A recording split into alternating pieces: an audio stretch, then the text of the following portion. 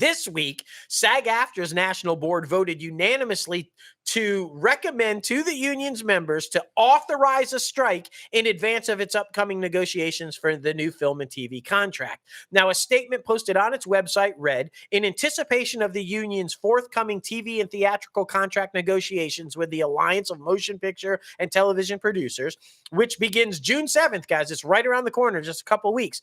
The SAG AFTRA National Board agreed unanimously to recommend that to its members to vote to authorize a strike.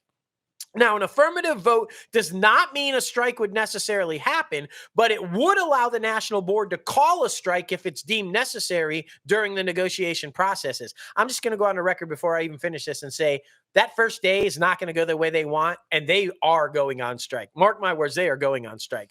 The action comes following, of course, unanimous agreement by the TV Theatrical Negotiation Committee that the strike authorization would give the union maximum bargaining power and leverage as it enters into the round of negotiations. Now, SAG-AFTRA represents more than 160,000 entertainment and media professionals.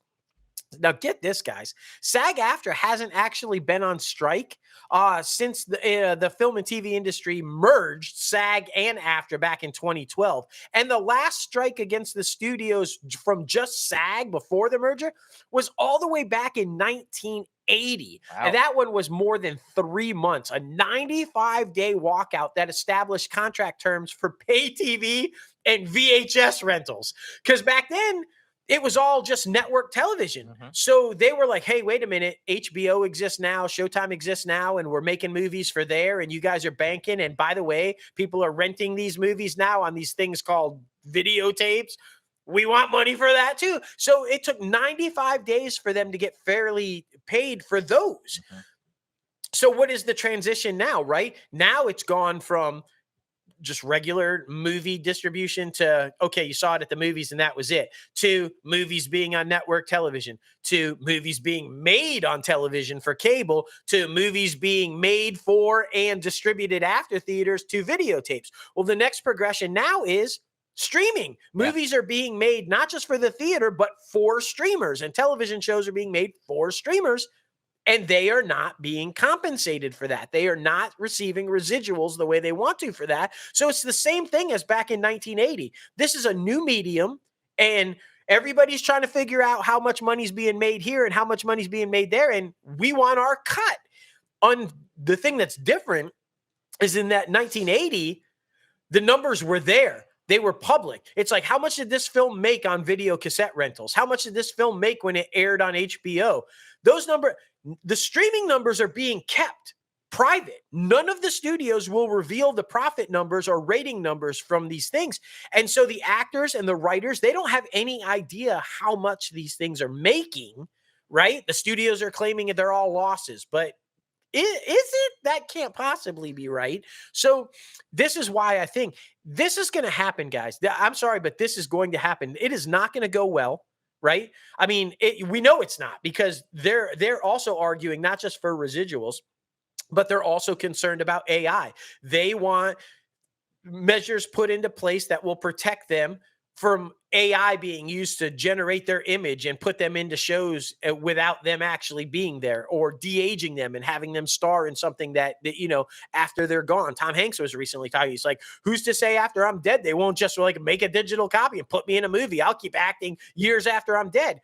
It's those type things that they want assurances on. And the studios have already said to the writers, we're not giving you shit on AI. So they're going to say to the actors, we're not giving you shit on AI.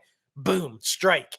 So when you see the writers and the actors on strike, and at this point, the Teamsters unwilling to cross the line, no actors, no crew, no writers, no industry, period. Exactly. I mean, you can't have that. Like, so this is where it's going, guys. This is where it's going. Yeah, it is pretty crazy, because I mean, the only way that they are able to kind of track if a show or movie is kind of successful, specifically on Netflix, is they pop it up on, on their platform, #1 in the US this week, or so on and so forth, especially whatever region they are in. And of course, there's that Nielsen data as well. But I mean, I feel like, maybe they don't necessarily can see how much a show is getting traction. Sometimes I feel like that is a big possibility because why are they so reluctant to show those numbers? I feel like that is the biggest thing. Why are you so terrified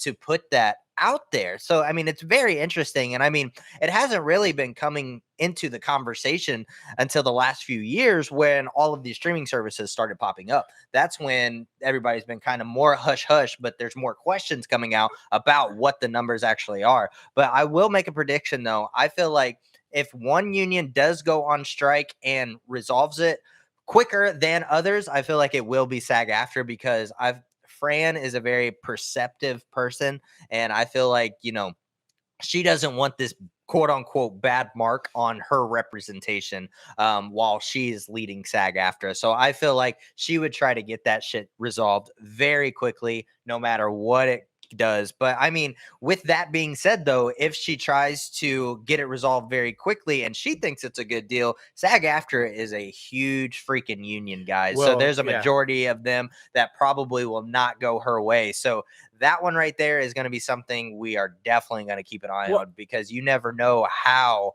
long it's actually going to be. So yeah. I think you were exactly right there. A couple of things with what you just said. One, we talk about it all the time on the show, these numbers where they say a certain show was watched for 140 hours or whatever. Yeah. What is the algorithm that determines how much watch time is it? How do you determine 140 hours? What is generating that? Like, I don't understand. How are they tracking that? And they won't reveal that. We Mm-mm. just have to take their word that it was watched for those many hours. What does that even fucking mean? Like, Yeah. I mean, are there people from Nielsen with books like they do for regular network television, writing down, I watched this episode for 4 hours, I watched this episode, because that's how Nielsen tracks the regular TV stuff. Yeah. I just don't think that's happening for streaming. So No, because of that other number that we've been throwing out there, that statistic where you used to have 150 new shows come out every year, but now there's nearly 600 new shows that come out every single year. There's no way people are watching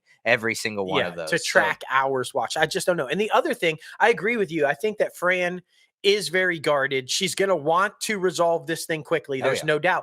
But guys, when she was outside the picket line and basically said, we're not arguing for the same things as the writers. We don't think a strike is necessary necessarily. Although she sure changed tune on that when they voted to authorize two strike. very That quick. they haven't yet, but they're going to, guys. Everybody we know, all of our friends in the business, all of the actors that we know personally, they're all voting yes, and I think the vast majority are going to vote yes to strike. But my thing is, you're right. It's a very divided union. So if they're at the bargaining table and Fran's like, oh, yeah, this is good, I'm happy with this, it still has to be ratified by the members. And half the members are probably not going to agree to it because half the members have come out saying, what the fuck is she talking about? We don't want to strike. We're not fighting for the same things. Yes, we are fighting for the same things.